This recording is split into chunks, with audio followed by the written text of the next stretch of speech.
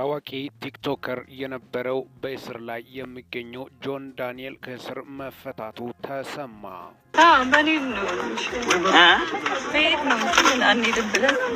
ሰላም ጤና ይስጥልን ውድ የቻናሌ ተከታታዮች፣ ይህ በጊዜ ኢንፎ ነው። መረጃዎችን በጊዜ የምናቀርብላችሁ ቻናል ስለሆነ አዲስ ከሆናችሁ ሰብስክራይብ በማድረግ ቤተሰብ ይሁኑ።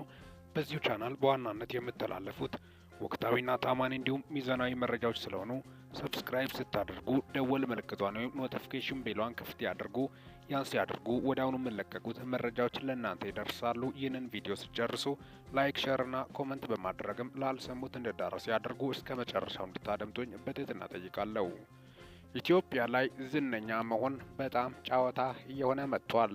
አዋቂዎች ቦታ አጥቶ ከኋላ የወጡት ግን እንደፈለጉ የሆኑ በተለይ ነውር ጌጥ የሆነ ነገር በማህበራዊ ሚዲያ ላይ እየተወደደ መምጣቱ ምንም ደግሞም ኢንፍሉዌንስ የማያደርጉ ሰዎች በትናንሽ ነገር ሲፈምሱና ትላልቅ ደረጃ ላይ ሲደርሱ ይስተዋላል።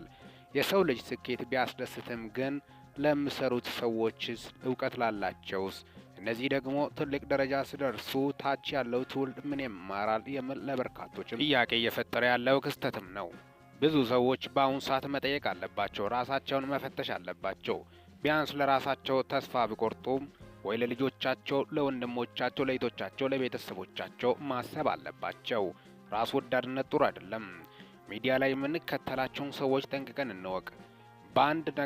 በአንድ መልካምነት 100 መርዝ ይዞ ይመጣሉ። በጣም የሚያሳዝነው ይህ ነው።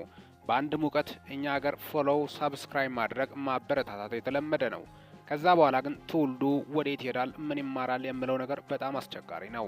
ኢትዮጵያ ውስጥ በድምጽም ቢሆን በየትኛውም ነገር ጠንካራና ፈርቀዳጅ የሆኑት ኋላ ሲቀሩ ተስተውሏል። በሕዝብ ዘንድ ከፍተኛ ዝናን እያገኙ ያሉት ያልተጠበቁ ሰዎች እንደሆኑ በርካቶቹ የገለጹ ናቸው።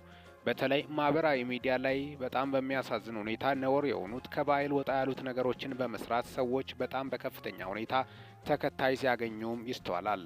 ይህ ደግሞ አንዱ የዲያብሎስ ስራ እንደሆነ በርካቶቹም የገለጹ ናቸው። የዓለም ፍጻሜ ነው፣ ሸላሚው አካልስ ማን ነው የሚለው ለበርካቶቹም በተለይ ማበረታቻ ዙሪያ በርካቶቹ ሀሳባቸውን ሲያነሱም ተስተውሏል። ታዲያስ አንዱ ምንም በደንብ ሳይሰራ ከኢትዮጵያውያን ዘንድ በዋናነት ትልቅ ደረጃ ላይ የደረሰው በማህበራዊ ሚዲያ ላይ ተጽዕኖ ፈጣሪ በማለትም በርካቶቹ ሲቀባበሉትና ሲያጨበጭቡለት የነበረው በጣም የሚያሳዝነው በስሜት በመነዳት በሙቀት በጣም በሚያሳዝን ሁኔታ ህዝብም ሆይ በርታ ጠንክር እያለ ዘብጥያ ያወረዱት ጆን ዳንኤል ነው።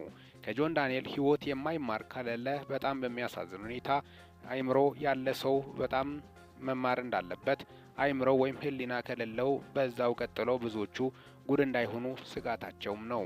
ጆን ዳንኤል ምንም ሳይሰራ በህዝብ ዘንድ 4 ሚሊዮን ተከታይ ያለኝ 2 ሚሊዮን ተከታይ ያለኝ እያለ አንደ የተለያዩ ነገሮችን እየዘባረቀ ህዝቡም ከጀርባ ስኖር ነው ከጀርባ የሚኖረው ሆይ ሆይ በማለት አዎ በለው በማለትም ነበር።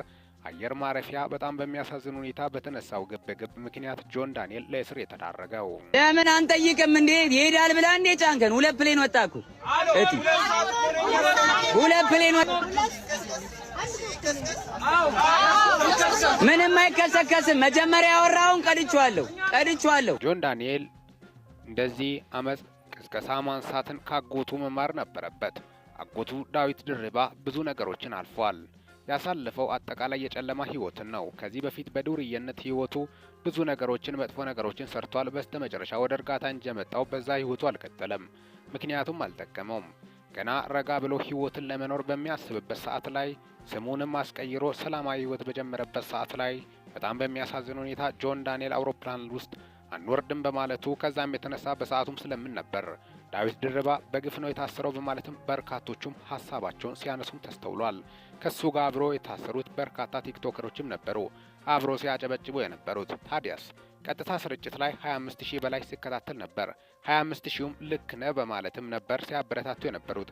አንዱ ከባህር ማዶ አቋሙ ምን እንደሆነ በጣም በሚያሳዝን ሁኔታ የማይታወቅ በርካቶችን ሲያወዛግብ የነበረው ዮናስ ሙሉኔ ወይም ዮናስ ማኛ በጣም በሚያሳዝን ሁኔታ አዎ ልክ ነህ፣ ትክክል ነህ፣ ደህንነቱን እፈልገዋለሁ በማለትም ሲያበረታታ የነበረው ኋላ ደግሞ ተሳስቼ ነው ልጁ ነው ያሳሳተኝ በማለትም ልጁ ዘብጥያ ከወረደ በኋላ ጆን ዳንኤልን ተወቃሽ ማድረጉ በርካቶችን ያሳዘነ ክስተት ሆኗል።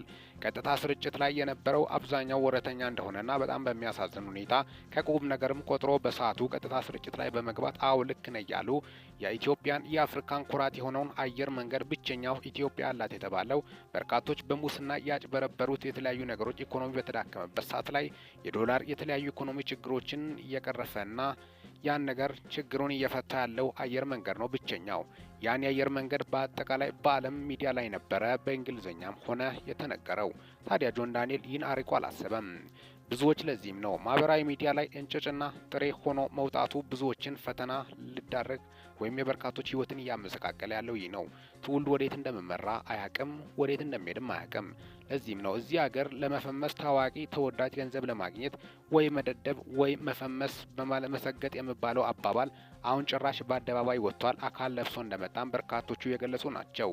ዛሬ በርካቶች ይሳደቡ ይሆናል፣ ነገ ግን ዋጋቸውን ሲያገኙ ይስተዋላል። ምክንያቱም ትውልዱ እየጠፋ ነው፣ የስራ ሰው እየጠፋ ነው። የዝርፊያ የተለያዩ ቻሌንጅ እያሉ በጣም በሚያሳዝን ሁኔታ ሚዲያ ላይ እየመጡ በጣም በሚያሳዝን ሁኔታ የሚያሳዩት ድርጊት ትውልድን የሚያጠፋ እንጂ የሚያንጽ የሚያስተምር ለሀገር ቁርጠኛ የሆነ ትውልድ አይደለም። በጣም የሚያሳዝነው ሰሞኑን ብቻ ከቲክታክ አዋርድ ብቻ ማየት ይቻላል።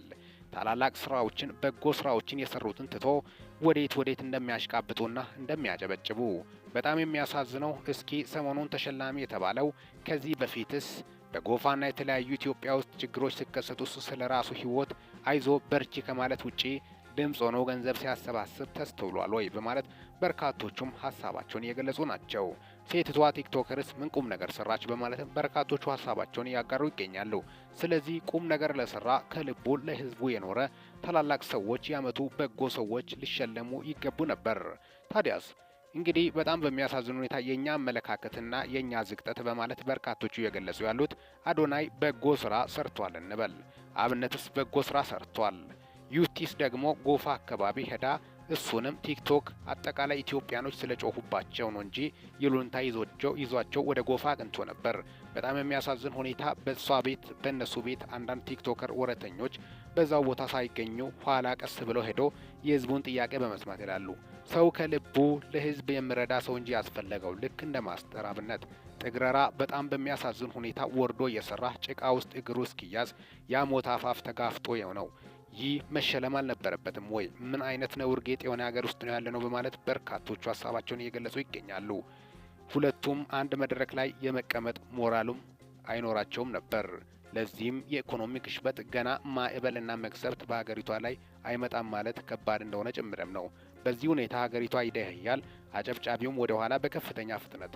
ከዚህ በፊት በርካቶቹ መንግስትን ተወቃሽ ያደርጋሉ እንጂ ከህዝቡ ችግር እንደሆነ በዚሁ በቲክቶክ ክሬቲቭ አዋርድም ይሁን ተከታዮችን በማስመልከትም ማየትና መገንዘብ ይቻላል። አጠቃላይ ጆን ዳንኤል ምናልባት ከስህተቱ ይማር ይሁን ዛሬ ከስር መፈታቱ ተሰምቷል። አጠቃላይ የወጡት መረጃዎችን በማስመልከት ከሱ ጋር የታሰሩትን በማስመልከት የደረሱን መረጃዎች ከእስር እንዲፈቱ ተወስነዋል። ቀጣይ ምን ይፈጠር ይሆን? ወደ በፊቱ አዘቅት ህይወቱ ይመለስ ይሆን?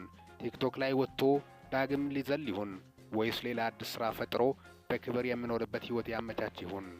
አጠቃላይ ያን በማስመልከትም ነው ለእናንተ ይዤላችሁ የመጣሁት። ይህ በጊዜ ኢንፎ ነው።